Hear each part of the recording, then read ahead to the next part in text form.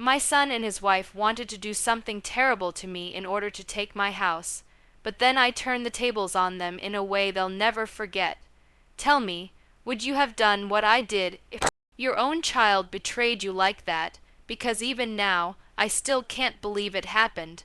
It all started with a single conversation that shattered everything I thought I knew about family.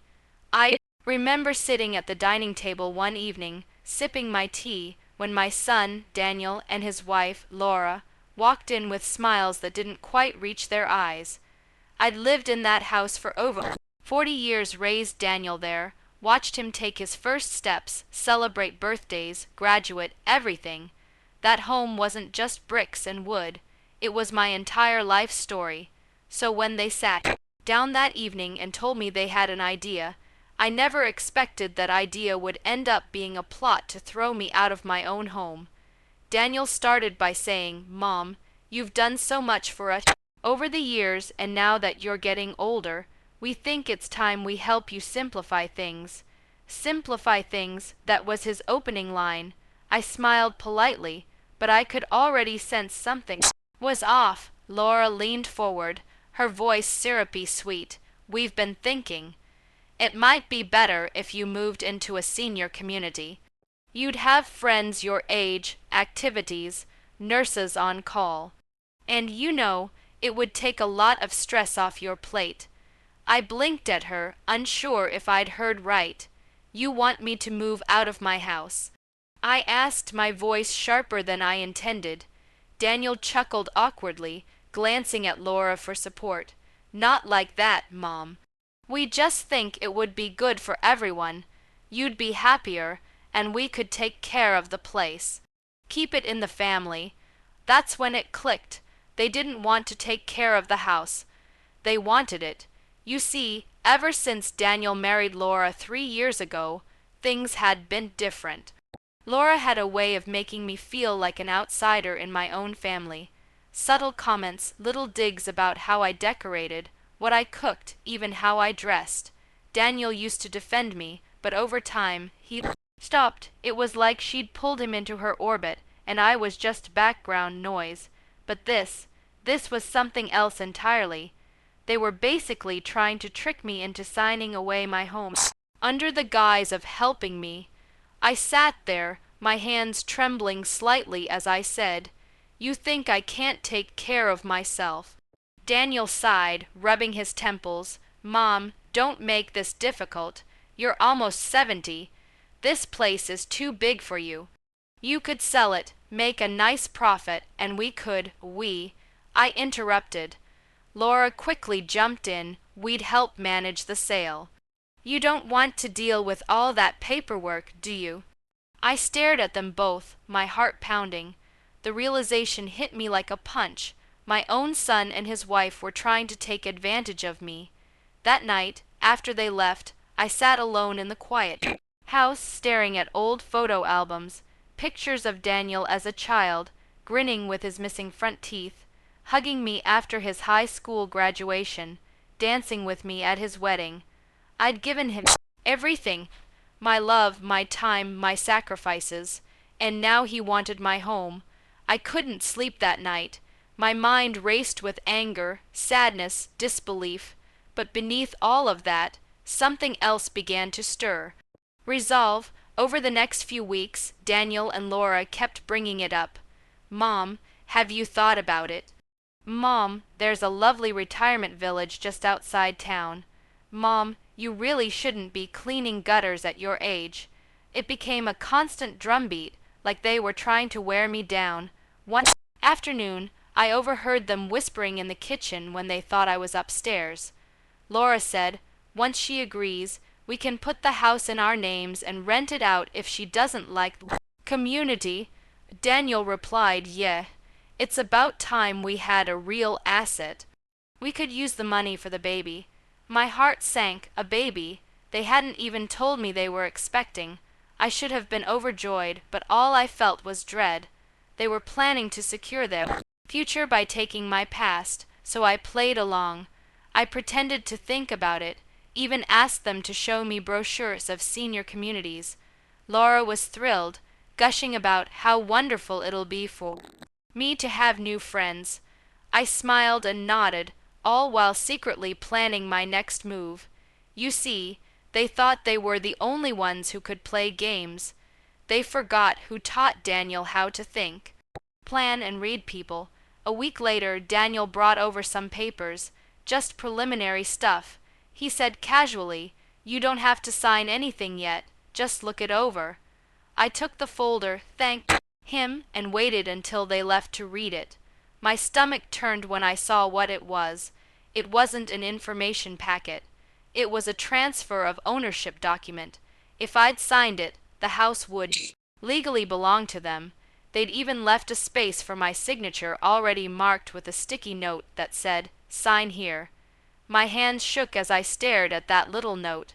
I couldn't believe the audacity. My son, the boy I raised, the man I loved, was trying to steal my home right under my nose. That night, I called my lawyer, Mr. Jenkins, an old family friend who'd handled my will and property for years. When I told him what happened, he was furious. "Don't sign a single thing," he warned. "In fact, let's make sure your property is protected." Over the next few days, we set things in motion. I transferred partial ownership of the house into a trust under my control, meaning no one, not even Daniel, could sell or claim it without my consent. But I didn't tell them that. Oh no, I wanted them to keep digging their hole. A few days later, Daniel and Laura came over again, acting all cheerful. Laura had even baked cookies. "Mom," she said sweetly, "have you thought any more about signing those papers? It would really make things easier for everyone." I smiled. "Actually, yes, I have. I'd like to take care of it this weekend." Their faces lit up. Laura clasped her hands together, practically squealing. "Oh, that's wonderful. We'll help you get everything ready." I had to fight the urge to laugh. They had no idea they were walking into their own trap. Saturday came, and I invited them over for lunch. I'd told them my lawyer would stop by afterward to go over the documents. When Mr. Jenkins arrived, Daniel and Laura exchanged nervous glances, probably worried about what he might say. Mr. Jenkins greeted them warmly, then sat down at the table with the folder they'd brought. He opened it, scanning the papers silently. Then he looked up and said, "So you two drafted this yourselves?" Laura nodded proudly. "Yes, we just wanted to make it easier for her. It's all standard procedure." Mr. Jenkins leaned back, adjusting his glasses. "Standard procedure. You do realize this document would legally transfer full ownership of this property to you too, right?"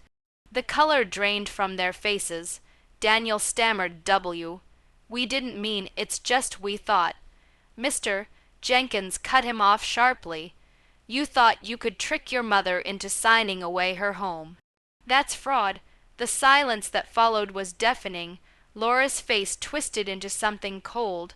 "We were just trying to help," she snapped.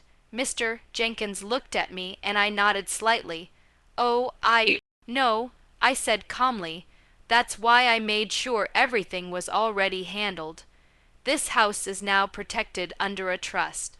You can't touch it." Daniel's eyes widened. "What, Mom, why would you do that?" I laughed bitterly. "Because I can't trust you. You were ready to steal from me." Laura stood up abruptly, her chair scraping the floor. "This is ridiculous." "You're overreacting." Mr. Jenkins gathered the papers. "I suggest you both leave before I report this." They stormed out, Daniel throwing one last pleading look over his shoulder. I didn't say a word. When the door shut behind them, I finally exhaled, my whole body trembling. It was over, or so I thought. A week later, Daniel showed up alone. He looked exhausted, his eyes red. "Mom," he said quietly, "I'm sorry." Laura pushed me into it. I didn't mean for it to go that far. I wanted to believe him. I really did. But trust once broken doesn't heal so easily. "Daniel," I said softly, "you're an adult. You made a choice." He nodded, tears welling up. "I know." I didn't know what else to do. We're in debt, Mom. The house was our only chance to get ahead. That admission hit me hard. I'd been so focused on the betrayal, I hadn't thought about why they did it. But even then, it didn't excuse it. You could have come to me. I said, you didn't have to lie. He wiped his eyes, muttering, Laura said you'd never help us unless we made you. And there it was, the poison that had seeped into our relationship. Laura, the same woman who smiled in my face while plotting behind my back. I felt anger rise again, but also pity. My son was weak, manipulated, desperate.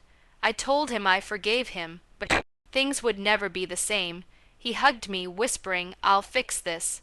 I didn't know what he meant at the time, but I found out soon enough. A month later, Laura filed for divorce. She'd apparently found someone else, someone more stable. She tried to take half of what little Daniel had left, even demanded he pay her legal fees. He ended up moving back in with me temporarily, not in triumph but in defeat. For weeks we barely spoke. Then one night, over dinner, he broke the silence. Mom, he said quietly, I was wrong. About everything. I let her turn me against you. I don't deserve your forgiveness. I looked at him, my heart heavy but softening. You're my son. I said, you made a mistake. But you can still fix your life. He nodded, tears streaming down his face. That moment didn't erase the pain, but it was a start. Slowly, we rebuilt our relationship. He got a new job, started therapy, and even began volunteering at a local shelter. I saw glimpses of the boy I'd raised, the kind, thoughtful son I once knew. So that's the situation I was in, and I had to make a choice. Before I tell you how things turned out completely, I want you to pause and comment below what you would have done in my shoes. Would you have forgiven your child after something like that? Or would you have cut them off forever? All right, so here's how it ended. 2 years later, Daniel met someone new. Her name's Emily, and she's nothing like Laura. She's gentle, patient, and she actually encourages Daniel to visit me often. The first time I met her, she brought me flowers and said, You raised a good man, Mrs. Johnson. I almost cried. For the first time in a long time, I felt peace in my home again. Daniel eventually asked if he could buy a small property nearby. This time, I helped him, with no tricks. No secrets. I even offered to help with the down payment. He refused at first, but finally accepted, promising to pay me back, and he did, every cent. Now, the house I once feared losing feels alive again. I host Sunday dinners, laugh with my son, and even babysit his newborn daughter, my granddaughter. When I hold her, I think about how close I came to losing everything, not just my home, but my family. But I also remember that sometimes forgiveness can build bridges even betrayal tried to burn down. So if you're watching this and you've been betrayed by someone you love, I want you to know you can still protect yourself and your heart at the same time. Set boundaries, yes. Stand your ground, absolutely. But don't let bitterness be the last thing you feel, because in the end it's not the house that mattered most. It was the love that found its way back. If you were on my side through all of this, make sure to give this video a like. Subscribe for more stories like this, and share your thoughts below. Would you have handled it the same way, or would you have gone further? Thanks for listening to my story. I'll see you all in the next one.